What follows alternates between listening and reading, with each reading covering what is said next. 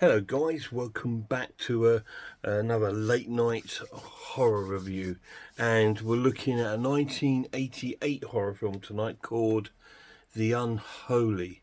This is on Vestron Pictures, and this came out in 1988, I believe. Um, and it's a sort of, it's what can I say about it? It's a mixed bag. That's what I can say. It's got some great ideas, and it's some of them are well executed, and some of them are not so well executed.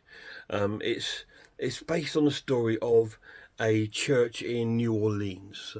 The film sort of starts with a priest being killed at the beginning by this sort of demon that's been sort of in a form of a sort of sexy, beautiful woman, and he gets killed.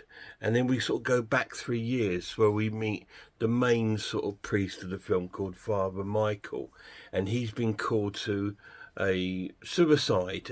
This guy on a roof, and the police officer is played by Ned Beatty. It's got really big cast in this. It's some really cool actors in this film, and he goes there to try and talk this guy down from the rooftop. And just he's been quite successful. He sort of egged him towards the window to come in, and he offers him like a cigarette. And when he goes to take it, the guy outside turns into some sort of demon and sort of pulls the vicar through, and Father Michael falls right down, like about 20 stories down of this block of flats, but he sustains zero injuries. I thought, oh, this is unbreakable. And he got no injuries, no bruises, nothing. And so he's been speaking to a more higher up sort of priests who have now found him his own church. And they're sending him to the church where the priest was murdered. And we find out that a priest before that was also murdered.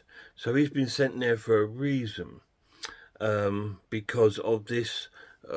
Because he didn't sustain any injuries, they obviously think he's some form of saint, and he's the answer to their prayers in this area. St. Agnes, I think, the name of the church. He arrives at the church and he meets his sort of caretaker woman and the dog, which is a beautiful dog, and he sort of tries to start settling in. And in our policeman, their beater, comes to visit him and stuff like that, and it gives him like this notebook of all these sort of contacts in there. Father Dennis had, the one that was the priest that was murdered, all his contacts, and there was a girl in there called Millie, who works at this local sort of club called the Threshold. Now this is a really bizarre club because it's run by this guy called Luke, who's like this sort of Satanist almost, and he's doing his sort of show of sort of like Satanist sort of sacrifices. He's not actually doing it, but it's like a show sort of thing. Anyway, he visits the club and he meets Millie and tries talking to Millie about what was happening between her and Father Dennis, and she tells him to leave the club and all this sort of thing. And then she comes and visits him the next day and tries telling him about Luke, who says that he's the devil and stuff like this, and stay away from the club.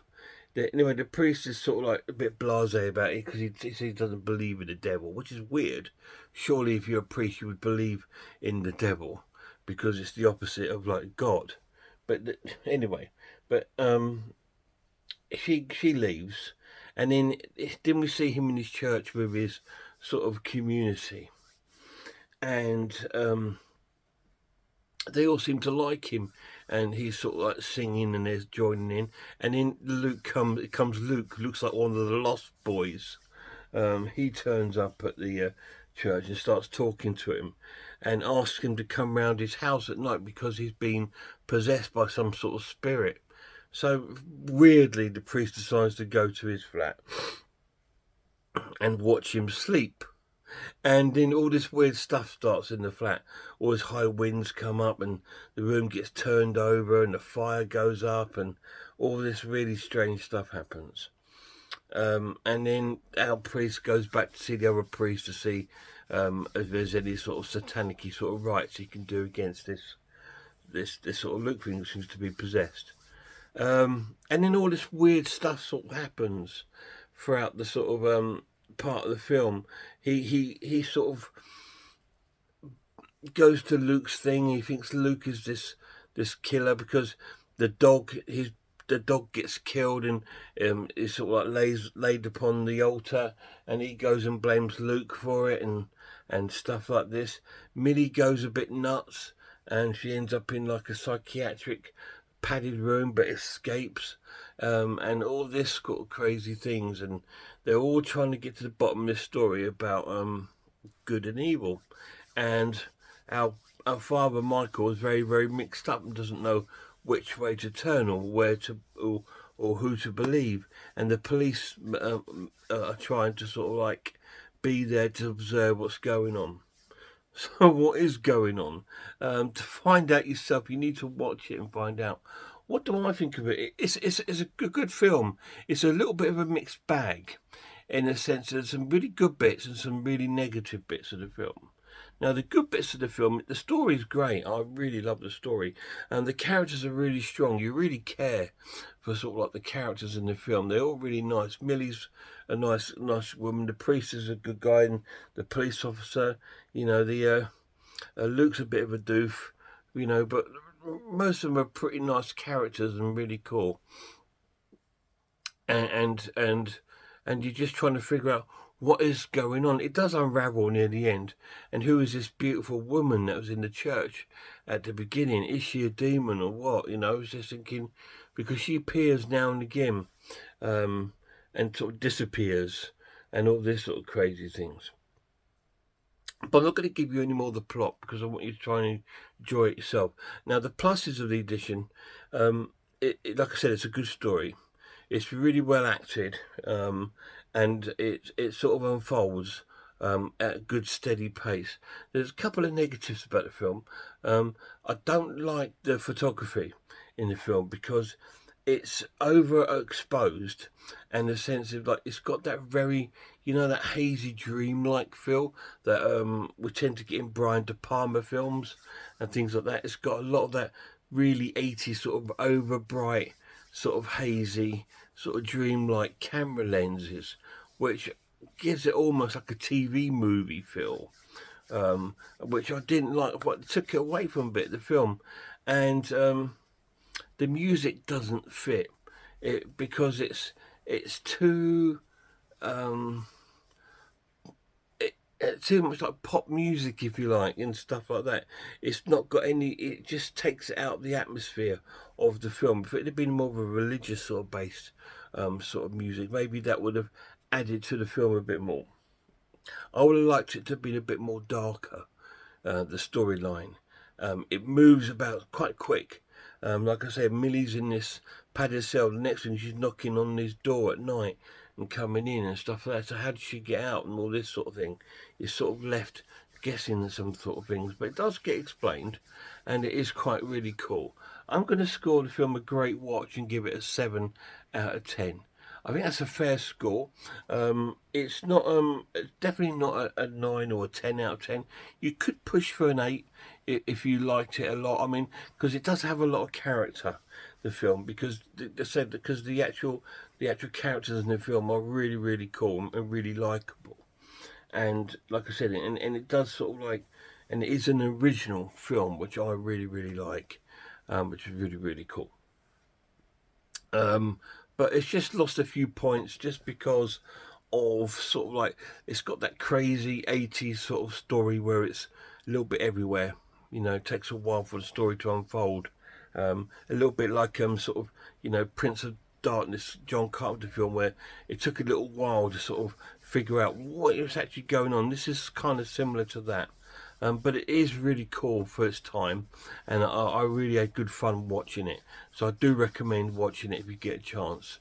The Unholy from 1988, 7 out of 10. And if you guys seen it, if you have, let me know down below what you think of it.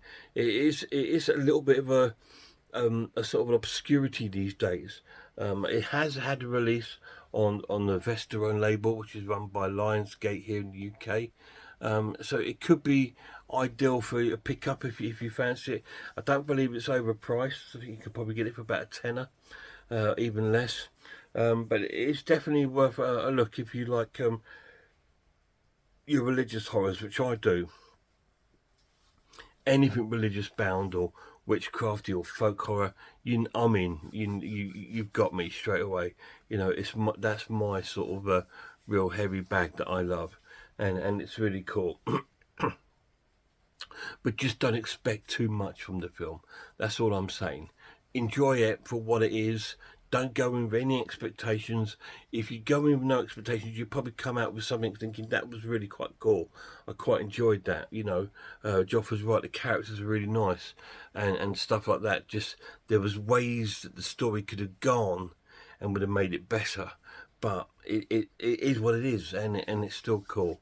And I know quite a few people love the film, and I just thought I'd bring it to my channel, give you guys a little review of it, and I hope you've enjoyed this.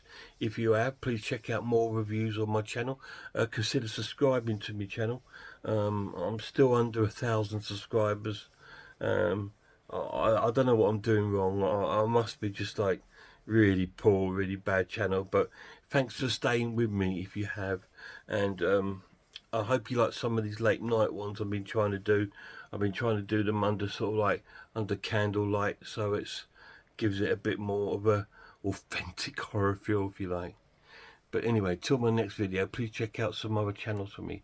Check out Horror Hands, The Horror Geek, Man v Film, RS Design, Pizzlewell, I Am Ice Lord, Cat Watches Horror Movies, and Grumpy Andrew's Haunted House. And a massive shout out to the lad. Till next time, look after yourselves, look after one another, and I really hope I'll see you all soon.